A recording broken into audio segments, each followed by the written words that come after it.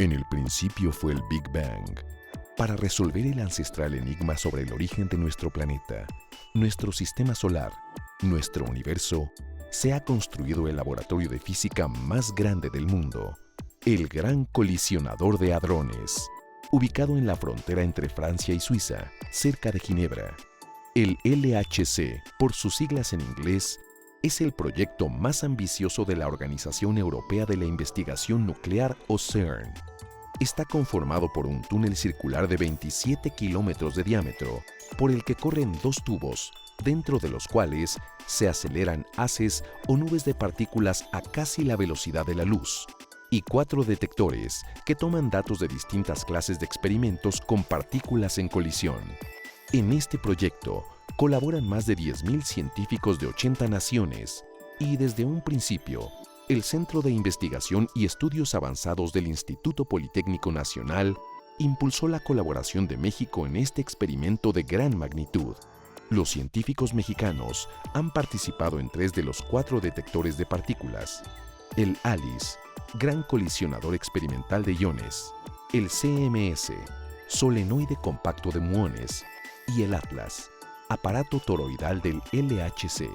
El proyecto ALICE concentra la mayor parte del esfuerzo mexicano y su objetivo es estudiar los fenómenos que se producen cuando miles de choques de partículas reproducen en pequeña escala las condiciones de los primeros momentos del universo. La relevancia de nuestro aporte es que en México se diseñaron y construyeron 2 de los 16 dispositivos que forman el experimento ALICE: el detector VO y el detector de rayos cósmicos llamado ACORDE, por Alice Cosmic Ray Detector. Además, fue el resultado de un trabajo interinstitucional en el que participaron las unidades de Mérida y de Zacatenco del CINVESTAB, los institutos de Ciencias Nucleares y de Física de la UNAM, la Benemérita Universidad Autónoma de Puebla, UAP, y la Universidad Autónoma de Sinaloa, UAS, UAS.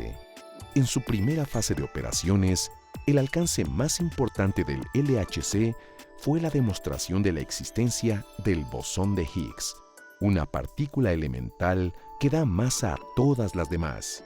Después de una larga pausa técnica, el laboratorio se está preparando para arrancar su segundo ciclo de 3 años de operaciones en la primavera del 2015, con casi el doble de energía de la primera fase. Así, los científicos continuarán trabajando en este gran laboratorio para intentar resolver los grandes enigmas de la física contemporánea. Bienvenidos a Canal 11, a una emisión más de Encuentros, Educación, Ciencia y Cultura desde el Politécnico. Soy el doctor René Somoza Palacio y en este programa hablaremos del colisionador de hadrones. Nos acompañan en el estudio el doctor Edward de la Cruz Burelo, el doctor Ricardo López Fernández y el doctor Gerardo Herrera Corral. Bienvenidos. Cuando una persona se dedica a la investigación científica y se plantea muchas preguntas sobre el mundo que nos rodea y encuentra soluciones, hace avanzar el conocimiento. La ciencia progresa y la humanidad en general se beneficia. Las preguntas que los científicos se plantean son a veces difíciles de responder y se requieren experimentos muy sofisticados para encontrar respuestas. En esta ocasión vamos a platicar sobre el Gran Colisionador de Hadrones, sobre el origen del universo y cómo aproximarnos a una respuesta. El Gran Colisionador de Hadrones, LHC por sus siglas en inglés, es un acelerador de partículas subatómicas que se construyó para buscar respuestas a grandes preguntas. ¿Cómo se formó y evolucionó el universo? ¿Cuál es el significado de la masa de las partículas? Por mencionar solamente 2. ¿Podrían hacernos algunos comentarios en lenguaje sencillo? ¿En qué consiste este acelerador y cómo surgió la idea de su construcción? ¿Quiénes lo financian y quiénes lo operan? Doctor Gerardo Herrera, nos gustaría escuchar sus comentarios. Bueno, quizá comenzaría comentando que el Centro Europeo de Investigaciones Nucleares es un laboratorio gigantesco, es el laboratorio más grande del mundo. Se fundó en la posguerra, 1954, de tal suerte que está cumpliendo justo ahora en 2014 60 años. Están celebrando los 60 años del Centro Europeo de Investigaciones Nucleares. Y este laboratorio alberga el proyecto más ambicioso en la física de partículas elementales, que es el Gran Colisionador de Hadrones. El Gran Colisionador de Hadrones es un acelerador gigantesco, un anillo con 27 kilómetros de perímetro que se encuentra por debajo del nivel del suelo, a más de 100 metros, entre 100 y 170 metros por debajo del nivel del suelo. Y en este anillo, en un túnel que tiene aproximadamente 4 metros de diámetro, pues se ha construido una máquina enorme que acelera los protones y que se acelera iones pesados a la energía más alta jamás lograda para hacerlos chocar, para hacerlos colisionar y ver qué es lo que ocurre. Esto se trata del proyecto Gran Colisionador de Hadrones, que entró en funcionamiento en 2008-2009, ha estado tomando datos desde entonces y es donde, en cierta forma, en buena medida, la mirada de los físicos de partículas se concentra. Se encuentra en Ginebra, en Suiza, y es hoy por hoy uno de los proyectos, diría yo, más importantes en la historia de la física, no solamente de nuestro tiempo. Muchas gracias. Doctor Eduardo de la Cruz, ¿qué nos podría comentar al respecto? Sí, yo creo que hay que aclararle a la audiencia que los aceleradores de partículas no son cosas extrañas, ¿no? Quizás para las nuevas generaciones, pues ya ahora con televisiones LEDs y demás, pues no es claro imaginarse las televisiones, las primeras televisiones que teníamos, esas grandotas, ¿no? En esos casos, la manera de iluminar las pantallas era precisamente acelerar algo que conocemos, que son electrones. Entonces, realmente, acelerar una partícula subatómica es realmente hacerla viajar a una velocidad muy alta, de tal manera que nosotros la podamos utilizar. En este caso, en el Gran Colisionador, pues esas energías que usaban en la televisión para iluminar la pantalla, digamos, pues son muy, muy pequeñas. Para hacer investigación nosotros necesitamos ir mucho más allá. Y ahí es donde necesitamos aceleradores como el Gran Colisionador, pues que hay que pensar que es realmente una manera más fácil es acelerarlos en circunferencia a 27 kilómetros, ¿no? Y estas partículas las hacemos viajar casi a la velocidad de la luz, es decir, velocidades tremendas que es muy difícil distinguir. Entonces, a esas energías, digamos, somos capaces de estudiarlas, ¿no? Entonces, estas máquinas, digamos, que se han construido de manera gigantesca, también las hemos tenido en algún momento a muchas más bajas energías, pues en casa, ¿no? Entonces, es simplemente una evolución de las cosas que se han dado a lo largo de la historia del desarrollo, digamos, del ser humano y de cómo la ciencia va aprovechando todos estos desarrollos, no solamente para cuestiones de la sociedad, pero sí también para investigación, ¿no? Ese es un símil muy interesante porque lo tenemos en casa y aunque no sabemos todos cómo funciona, efectivamente utiliza los mismos principios. Doctor Ricardo López, ¿y para qué queremos acelerar estas partículas y hacerlas chocar? Efectivamente, no es algo nuevo, ¿no? La investigación en esta área, en la física de partículas, tiene ya desde los años 60, bueno, 50, cuando empezamos a intentar descifrar la estructura del átomo, ¿no? Y siempre ha sido de la misma manera, chocando partículas. Bueno, uno se puede preguntar, ¿y para qué era algo tan grande, tan costoso? Y bueno, aquí es donde viene la parte más interesante precisamente del área. El área, en mi opinión, es muy interesante porque se hacen las preguntas más fundamentales que se hacen en la física y en la ciencia básica en general, que es de qué está hecho el universo y cómo funciona. Y precisamente a partir de las colisiones y cómo lo que surge a partir de las colisiones de estas partículas, hemos estado acercándonos mucho a la estructura final y quizás al funcionamiento bien descrito de manera general. Doctor Herrera, ¿y de qué está hecho y cómo funciona el universo? ¿Ya hay alguna respuesta? Yo nada más, ahorita que comentaba Edward sobre estos televisores antiguos que tenían un tubo atrás, que ya casi no hay de esos. Un tubo de rayos catódicos. Aceleraban efectivamente electrones y más o menos la energía de los electrones en estos televisores era del orden de 20 kiloelectronvolts, de tal suerte que el haz que se acelera en el Gran Colisionador de Hadrones es 1000 millones de veces de más alta energía que los que tenemos en el televisor, pero es un excelente ejemplo para mostrar que los aceleradores no son algo tan exótico como parece. Pues bien, nosotros actualmente tenemos una idea de cómo está hecho el universo. Tenemos algo que llamamos modelo estándar, que está formado por 12 partículas de materia, 6 a las que llamamos quarks y 6 a las que llamamos leptones. Algunas de ellas no son familiares. El electrón es una de estas partículas elementales. Y luego existen 4 partículas que son mediadoras de las interacciones. Estas partículas también se conocen ya todas.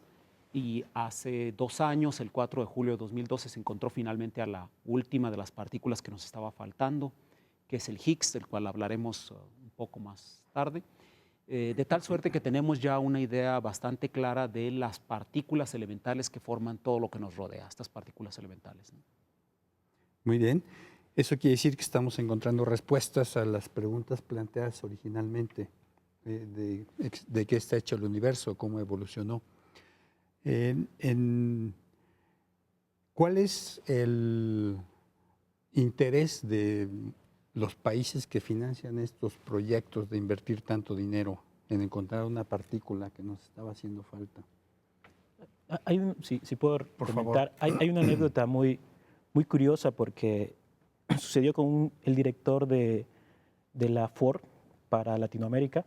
Estaba visitando el CERN y por cuestiones pues de ser de Latinoamérica y demás nos invitaron a algunos mexicanos y estábamos platicando con el director del CERN en ese entonces y este director de la Ford le preguntaba, dice, ¿cómo le haces realmente? Dice, tienes aquí alrededor de 10,000 científicos de los mejores del mundo y se ponen a trabajar, dice, y ni siquiera les pagas tú, les pagan sus instituciones y son capaces de construir estos aparatos y sacar estos resultados, estas investigaciones. Dice, y yo tengo más o menos 10,000 ingenieros y no son capaces de hacerme un carro como yo quiero que lo hagan, ¿no?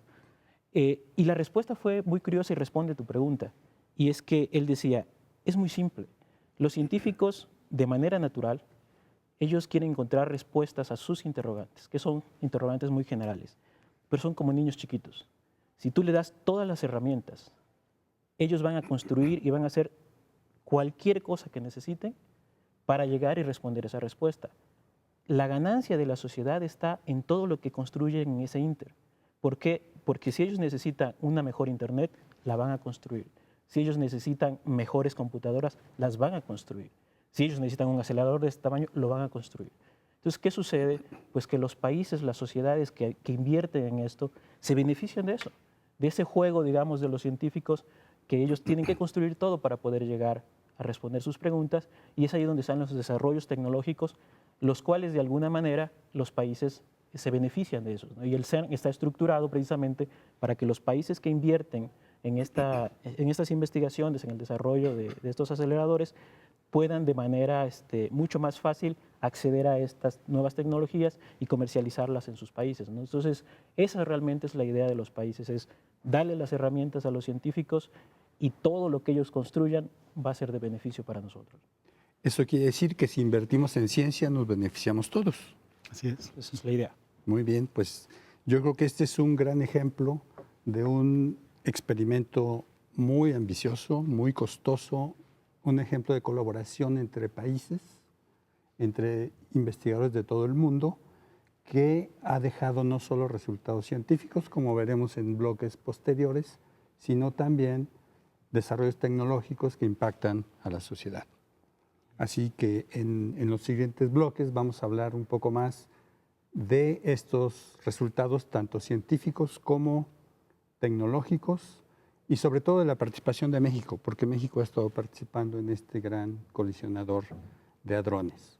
Vamos a un corte, no se vayan, estamos hablando del colisionador de hadrones, es un tema muy interesante para toda nuestra comunidad.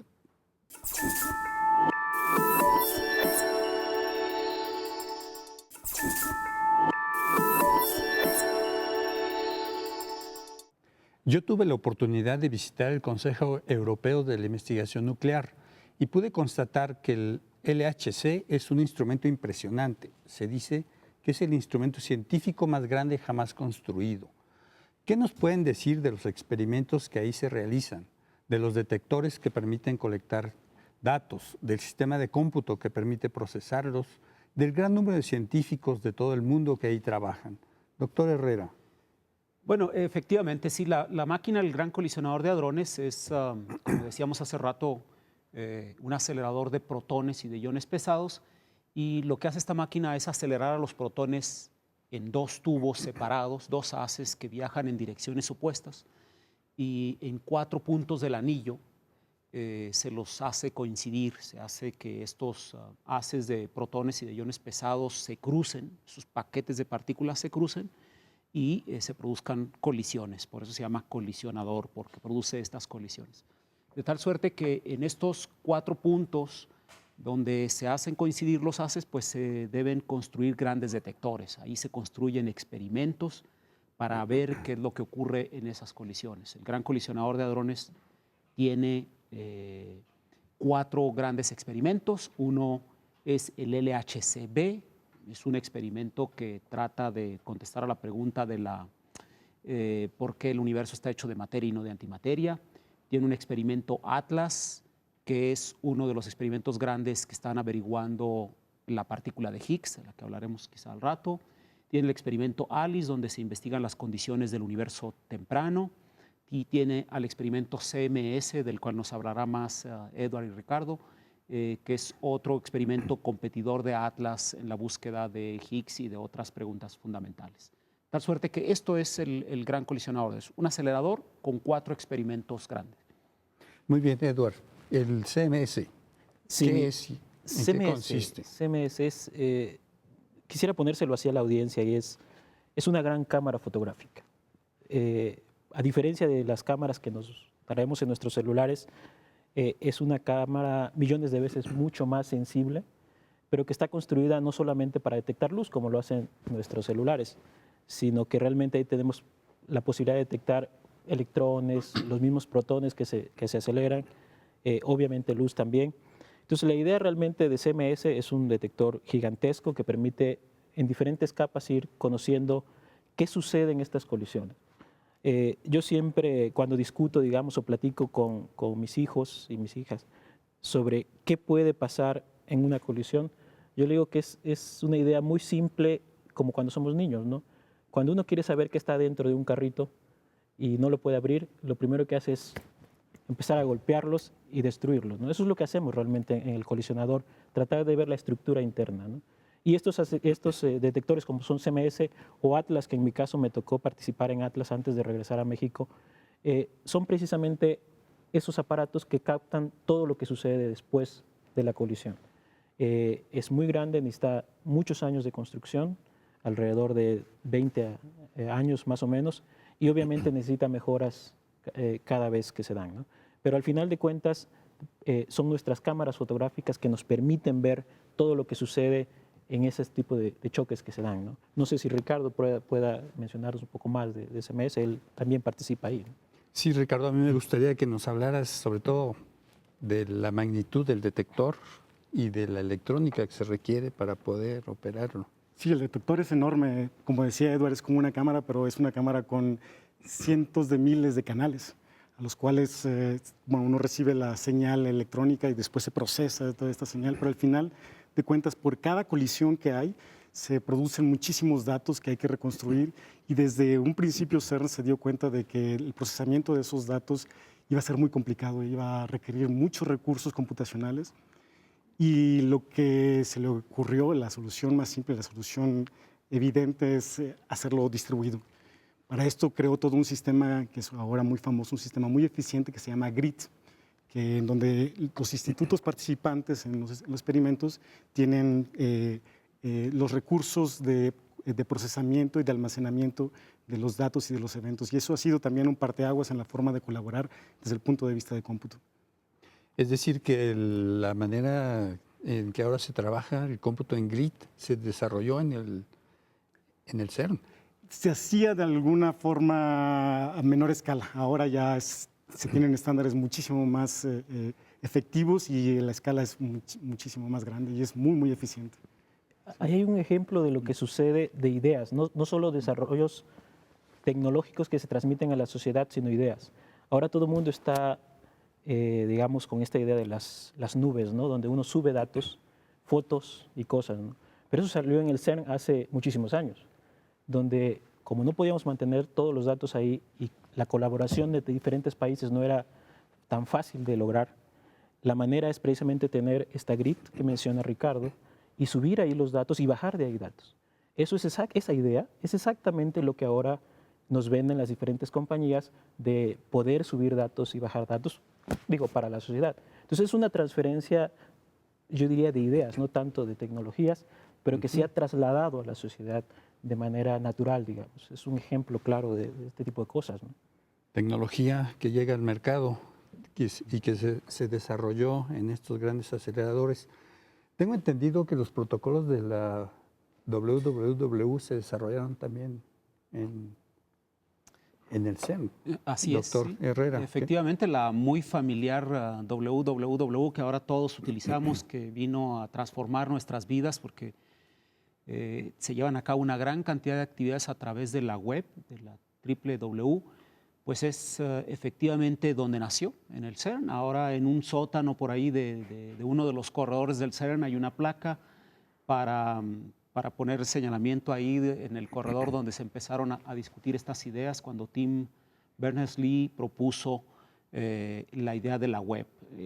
Básicamente tiene mucho que ver con el tamaño de estos experimentos. Este anillo que les comentaba con 27 kilómetros de perímetro, pues hace que los experimentos de los que estamos hablando estén separados por más de 10 kilómetros de distancia, de tal suerte que cuando los físicos de un experimento querían mostrarle sus resultados a los colegas que se encuentran del otro lado del anillo, tenía que imprimir su gráfica y salir en una bicicleta.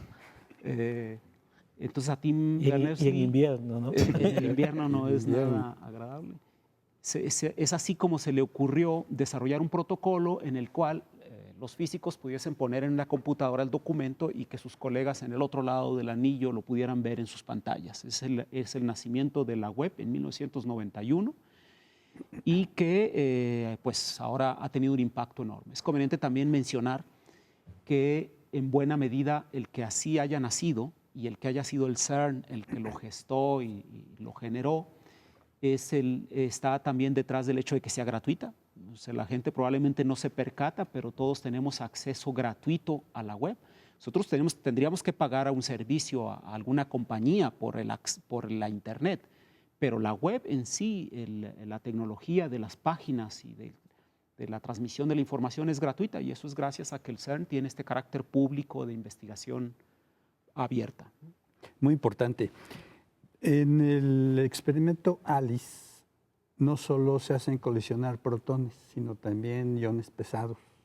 Para cerrar este bloque me gustaría que nos comentara al respecto, doctor Herrera. Así es. El experimento ALICE es un experimento especializado, enfocado en tratar de recrear las condiciones del universo temprano.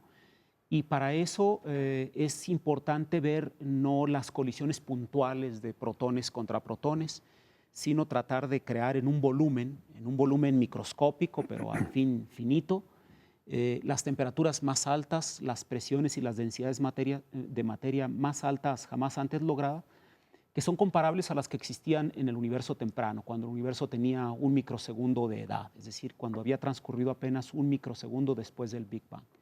En ese sentido, hace apenas unas semanas, conviene mencionar que visitó el libro récord de Guinness, un comité al CERN para dar registro de la temperatura más alta lograda en el laboratorio de manera controlada que logró ALICE hace un par de años.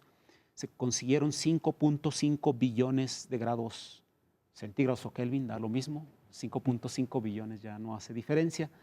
Y es la temperatura más alta jamás lograda en un laboratorio de manera controlada. Eso será parte del libro récord de Guinness del año que entra. Y corresponde, el interés de los físicos no es estar en el libro récord de Guinness, el interés es de que esta temperatura corresponde a la temperatura que tenía el universo cuando apenas acababa de nacer.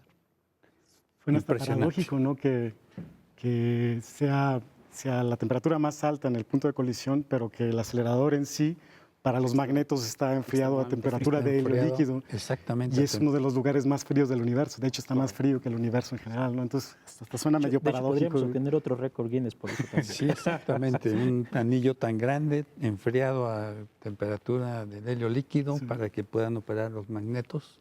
Y por otro lado, en el lugar de las colisiones, la temperatura tan alta. Muy bien. En el caso del CMS, para cerrar este bloque, podríamos mencionar algún resultado importante que vamos a tratar de aprovechar en el siguiente bloque? Sí, mira, CMS es uno de los experimentos, le llamamos genéricos, porque tiene la opción de accesar diferentes áreas de la física, ¿no? Entonces, en ese sentido, en CMS se ha dado el descubrimiento del Higgs, que probablemente lo vamos a discutir un poquito más adelante. También se han hecho estudios para descartar muchas otras teorías e ideas que han surgido de nuevas dimensiones y demás. Entonces, hay muchas cosas en la naturaleza genérica de este experimento que nos permiten, digamos, accesar gracias a él, ¿no? Muy bien, pues vamos a un corte, no se vayan, estamos hablando del Gran Colisionador de Hadrones, que es el experimento científico más impresionante de toda la historia.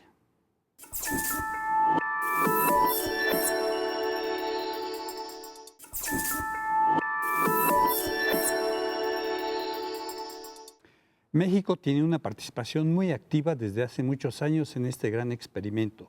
¿Cómo se gestó esta participación? ¿Cuál ha sido la participación de los grupos mexicanos? ¿Qué instituciones colaboran y quién proporciona los fondos? Es lo que vamos a tratar en este bloque. Ricardo, ¿qué nos podrías comentar al respecto? Sí, en realidad, sí, efectivamente México ha tenido una participación incluso en aceleradores anteriores. De hecho, ahorita podemos decir que estamos quizás en la tercera generación de físicos experimentales de altas energías. Quizás Eduardo y yo somos de la segunda generación, Gerardo fue de la primera generación.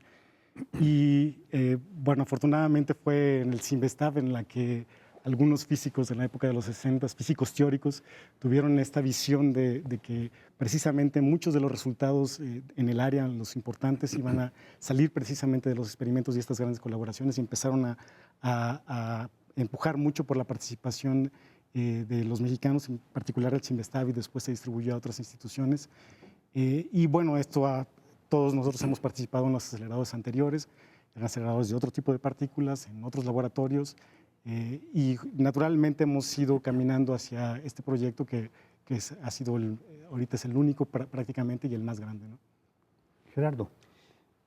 Bueno, sí, efectivamente México ha participado ya en otros experimentos con anterioridad, pero en este proyecto comenzamos en particular en el experimento ALICE, donde yo trabajo, hace 20 años, en 1995, muy a finales de 1994, principios de 1995, vamos para 20 años trabajando en el experimento ALICE y en buena medida pues estimulados por la idea de estar en el proyecto más importante en el área, por un lado.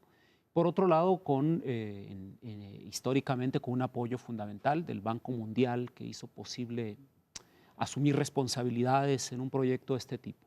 El proyecto Iniciativa Científica del Milenio fue una convocatoria que abrió el Banco Mundial cuando comenzó este siglo y tuvimos la gran fortuna, el grupo del CIMBESTAB en particular, el Departamento de Física del CIMBESTAB, de hacer una de las propuestas que resultaron ser ganadoras. Solamente se aprobaron 4. La nuestra, por parte del Departamento de Física del CIMBESTAB, del grupo de partículas, fue la propuesta con el mayor monto aprobado, más de $1,5 millones aprobado para que los grupos mexicanos invitaran a otras instituciones a unirse y hacer posible la participación de México en estos proyectos. Fue así como comenzó esto hace ya casi 20 años. Ahí inició nuestra participación. ¿Y qué otros grupos participan, Eduardo? Sí, mira, en el caso de CMS muy particularmente, actualmente tenemos participación, la más grande en este caso de CIMBESTAB, que es el grupo más grande, con 6 investigadores y 8 estudiantes de doctorado. Y de ahí, bueno, tenemos a la Universidad de Puebla, tenemos también a la Iberoamericana como una de las pocas universidades privadas realmente que participa, y tenemos a la Universidad Autónoma de San Luis Potosí, ¿no? Son las 4 instituciones mexicanas participando en CMS. CMS en particular con esta iniciativa, digamos, ya lleva alrededor de 10 a 12 años más o menos, aunque la iniciativa empezó 15 más o menos, en la cual México, digamos, empezó a hacer cosas. Y bueno, en el CIMBESTAB siempre se dio el apoyo, incluido con el caso de CONACYT, para instalar laboratorios, cuartos limpios y demás que permitieran participar en la construcción de los detectores y sobre todo por el tamaño, en las pruebas que se tuvieron que distribuir a lo largo del mundo de los detectores que se iban a hacer, ¿no? En el caso de ALICE, yo creo que Gerardo conoce mucho más, bueno, que él ha dirigido esa parte, de cuántas instituciones participan, ¿no? Por parte de México, ¿no? Gerardo. Sí, en México, en el caso de ALICE, inicialmente había dos grupos que generaron, diseñaron, construyeron dos de los detectores que forman ALICE. ALICE es un experimento que está formado por 16 dispositivos. Y uno de ellos, el detector de rayos cósmicos, fue diseñado y construido por físicos del Instituto de Ciencias Nucleares de la UNAM, de la Universidad Autónoma de Puebla y del Departamento de Física del CINVESTAB, tanto en Mérida, en el campus que tenemos el CINVESTAB en Mérida, y el Departamento de Física del CINVESTAB en Zacatenco.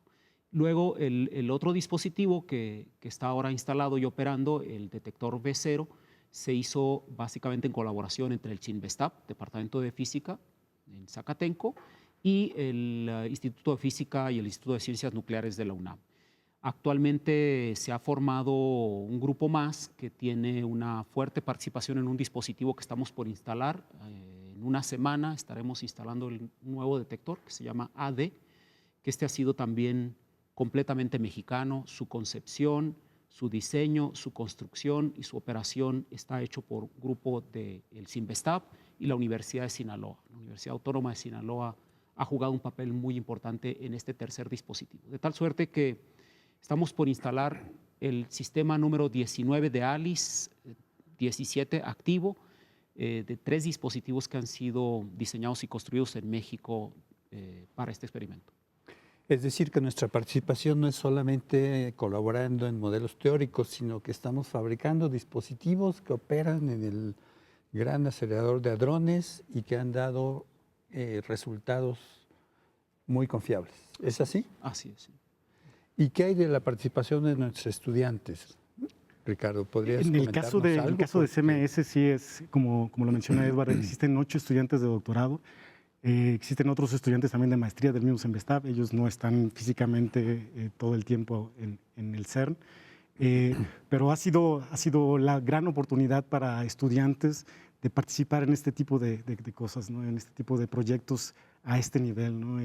Creo que son de las pocas instituciones que pueden brindar la oportunidad maravillosa realmente de participar en estas cosas. ¿Quién plantea los temas de tesis y cómo se desarrolla esa estancia de los investigadores en Suiza? Sí, mira, en ese sentido es responsabilidad de cada uno de los investigadores en CINVESTAB con sus estudiantes el plantear qué es lo que quiere investigar, ¿no? Obviamente hay que entender que un experimento tan grande y con diferentes intereses, pues uno tiene, para poder competir, bueno, tiene que trabajar en conjunto en muchas cosas, pero en particular los temas de tesis son muy responsabilidad del asesor y obviamente el trabajo del asesor y del estudiante.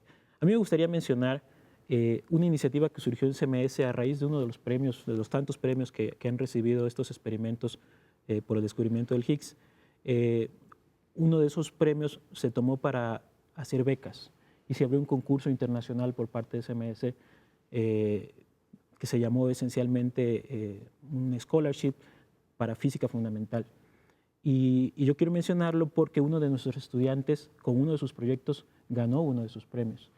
Y ese era un premio, digamos, abierto a todos los que quisieran hacer investigación en CMS para pagarles una estancia, ¿no?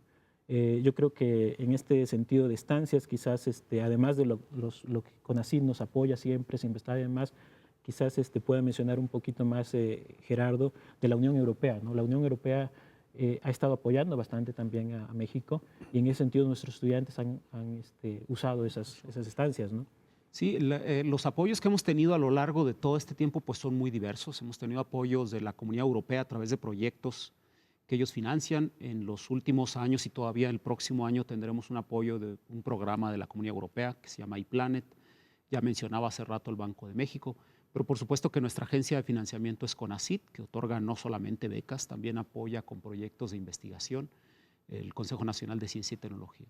Para seguir un poco con el tema de los estudiantes, quizá comentaría que en el caso de la participación de México en ALICE, somos un grupo de alrededor de 20 investigadores de estas instituciones que mencionaba, de las varias instituciones de México, y aproximadamente otros tantos, 20 típicamente, aunque esta es una población que fluye, porque los estudiantes llegan, hacen su tesis y se van, pero típicamente mantenemos alrededor de 40, un contingente de alrededor de 40 participando en el experimento ALICE.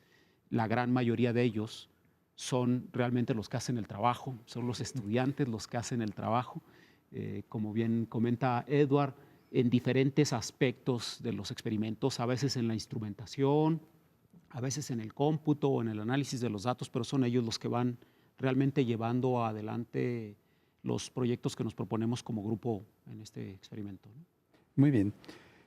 A mí me gustaría comentar, para cerrar este bloque, cuál es la dificultad que se tiene para poder lograr que tecnología desarrollada en México esté operando en el acelerador, porque en realidad es un experimento tan grande, como ya lo hemos comentado, que en donde compite por lograr que estos desarrollos se puedan utilizar. ¿Qué me pueden comentar al respecto? Las dificultades que Sí, tenemos. la competencia para lograr que un desarrollo mexicano esté ahí. Bueno, hay dificultades de todo tipo. Por supuesto que quizá la más interesante de las dificultades, porque es una dificultad a final de cuentas interesante, es que son proyectos muy competitivos. Es decir, uno lleva ideas, diseños que deben de ser discutidos en el experimento, y hay que tomar en cuenta que el experimento está formado por los grandes especialistas del mundo en el tema. Es decir, no es que vayan a revisarlo y a criticarlo colegas físicos que no necesariamente son especialistas en el tema. Ahí están los especialistas. De tal suerte que todos estos proyectos deben pasar un filtro muy duro de tipo técnico. Por ejemplo, el experimento, el detector AD que vamos a instalar ahora, se planteó en el verano de 2009, la idea. Lo planteamos en el verano del 2009. Han pasado 5 años para que el proyecto realmente haya sido aceptado como tal y que vaya a ser instalado ahora. 5 años en los que se debió haber justificado muy bien un tal experimento, ¿no? No solo para la parte técnica, también para la parte de los datos, el procesamiento y los resultados. Es algo que tiene un escrutinio muy, muy fuerte, ¿no? Muy bien, pues vamos a otro corte, no nos dejen. Estamos hablando de la participación de México en el Gran Colisionador de Hadrones.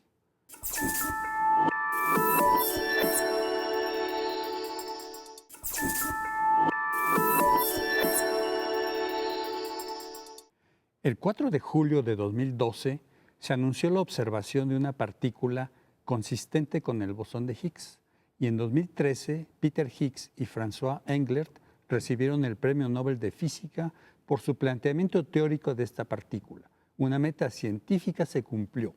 Sin embargo, quiero llamar la atención sobre la gran cantidad de adelantos tecnológicos que usamos todos los días y que surgieron del CERN durante su construcción y operación, con aplicaciones en salud, electrónica, comunicaciones, computación, nuevos materiales, entre otros. Ricardo, ¿qué nos puedes decir al respecto? Bueno, el Higgs fue realmente un cuento de hadas para el área, y con final feliz además, ¿no? Como decía, en los años 60 se planteó la solución para uno de los problemas que había dentro del modelo estándar del que había platicado Gerardo, para el problema de la masa.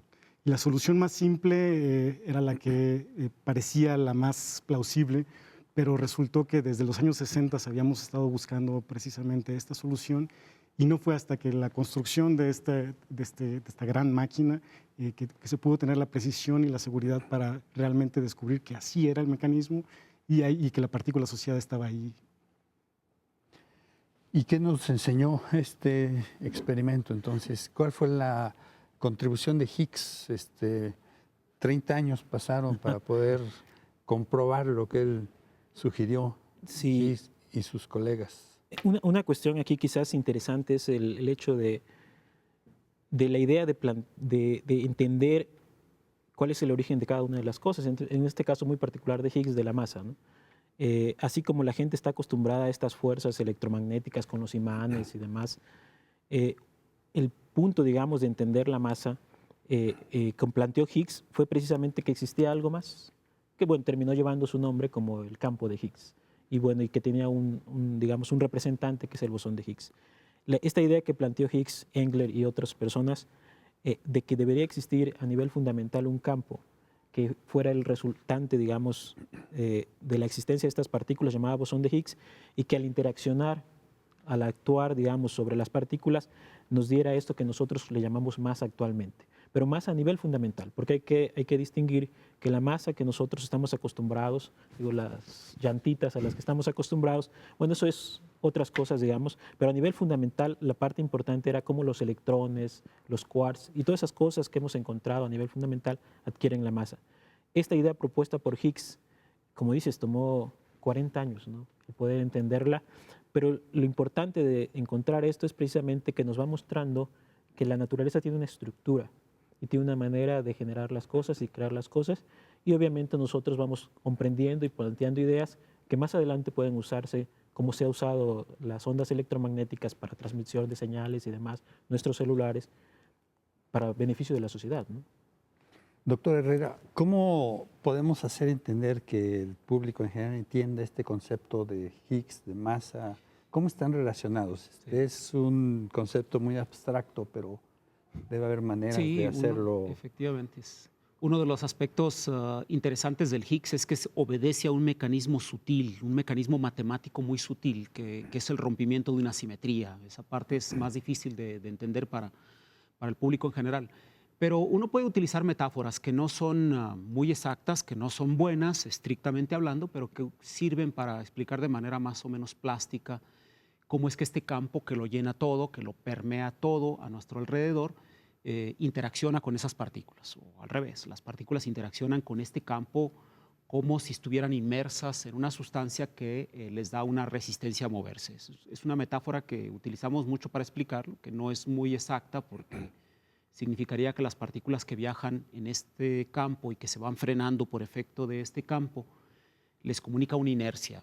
Los físicos, lo que los físicos entendemos por inercia es masa. Es esta masa de la que estaba hablando Edward y Ricardo. Es una manera de explicarla que no es muy exacta porque esto significaría que las partículas se van frenando ahí y que por lo tanto perderían energía. En ese sentido no es tal el caso. Pero es una manera que uno puede imaginarse algo, un campo que lo permea todo, que está ahí y con el cual interaccionan las demás partículas para adquirir esta resistencia al movimiento, ¿no? Yo nada más para complementar lo que decían mis colegas, diría que este descubrimiento del campo de Higgs tiene una importantísima impacto en el origen del universo, porque podría ser este el campo que dio origen a la inflación cósmica, que estabilizó al universo y que lo hizo posible. Es también un impacto importante del descubrimiento del Higgs.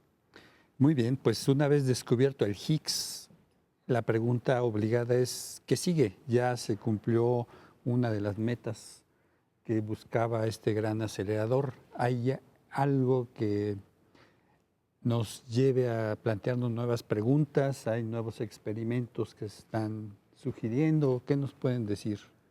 Sí, por supuesto, el modelo todavía no está completo, hay todavía muchísimas preguntas planteadas, preguntas fundamentales.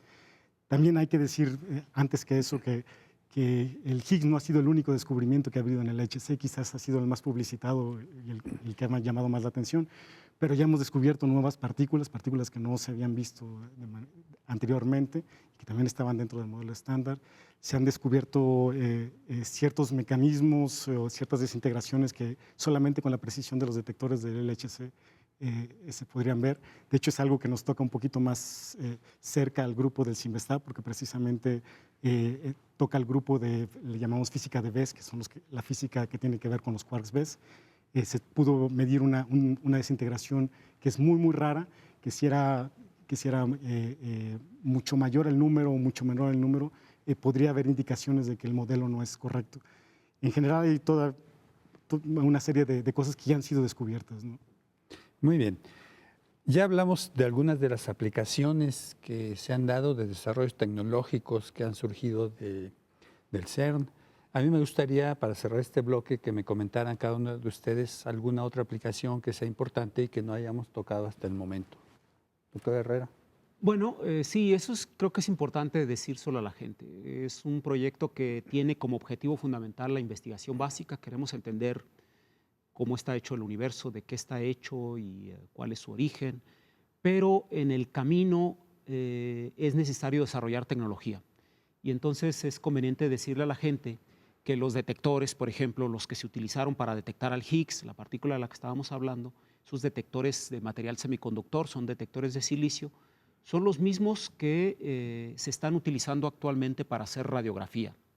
Pero estos detectores de silicio, desde que comenzaba el proyecto, se veía como una necesidad hacerlos mejor, mucho más veloces y con una mayor capacidad para leer luz o radiación. Ese avance que se hizo en el CERN se está utilizando ahora en un proyecto que se llama MARS. Es un aparato que ya está hecho, que se está probando en hospitales para hacer radiografía en color. Tal suerte que próximamente tendremos la radiografía en color, y cuando digo radiografía en color me refiero a color auténtico, es decir, al color que surge de los diferentes órganos que se encuentran en el cuerpo y de los que queremos hacer un diagnóstico, por ejemplo. Y ese color auténtico se queda ahora, se puede leer con estos detectores y se queda en una imagen que puede ser utilizada para diagnóstico. Tal suerte que la radiografía a color es un ejemplo que a mí me parece muy emblemático de lo que el gran colisionador de hadrones está aportando ya al bienestar de la gente. Muy bien, Edward. Sí, mira, una de las cosas que también se dan en el CERN tiene que ver precisamente con la transferencia de información. En este sentido, en el CERN se tiene que probar y desarrollar tarjetas que intercomuniquen computadoras y que puedan transferir datos muy rápido.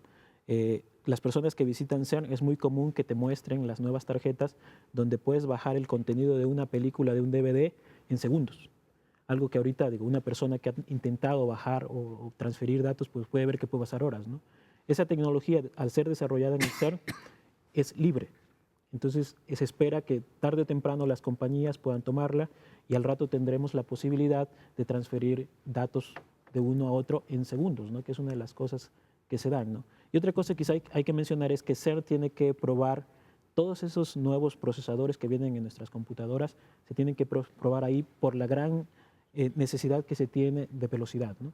Y poco a poco, digamos, esos dispositivos llegan a la sociedad con todas las pruebas que el CERN hace, ¿no? de resistencia, ¿no? La tecnología sigue avanzando. Ricardo, ¿algún ejemplo? Sí, una de las aplicaciones que más común de la física de aceleradores es la terapia de haces o terapia cuando ya se tiene un tumor. Uno puede tratar al paciente con haces de diferentes partículas, ya sea radiación ionizante normal o pues, se puede hacer por hadrones, que son los protones o iones pesados. En el caso de los hadrones eso es muy interesante porque uno puede controlar muy bien dónde se deposita completamente la energía, entonces uno puede intentar eliminar el tumor sin afectar los órganos que están o los tejidos que están antes o después del tumor. Y es una de las aplicaciones que quizás es de las más sofisticadas y de las más interesantes y directas que existe de la tecnología de aceleradores. Es decir, que con esta tecnología podemos atacar tumores de manera muy precisa, mucho más precisa que con la quimioterapia o la radioterapia. Así es, de hecho se utiliza para tumores en el cerebro cuando están alrededor de tejido mucoso, cosas que son muy, muy complicadas, ¿no? Muy bien, pues como pueden ver, tenemos no solo adelantos científicos, tenemos también desarrollos tecnológicos que impactan a la sociedad. Agradezco a nuestros participantes por esta plática tan enriquecedora. Como pueden ver, un experimento tan complejo y costoso que busca dar respuesta a preguntas fundamentales también ha servido para mejorar nuestra vida diaria. Por otro lado, científicos mexicanos están colaborando y liderando grupos en el CERN. Muchos de nuestros estudiantes están recibiendo una formación complementaria en este acelerador único en el mundo. Quiero aprovechar para agradecer al CONACYT el apoyo decidido que ha dado para financiar la participación de México en este gran proyecto y, por supuesto, a los participantes en esta mesa redonda y a todo nuestro público. Los invitamos para participar en una emisión más de Encuentros próximamente.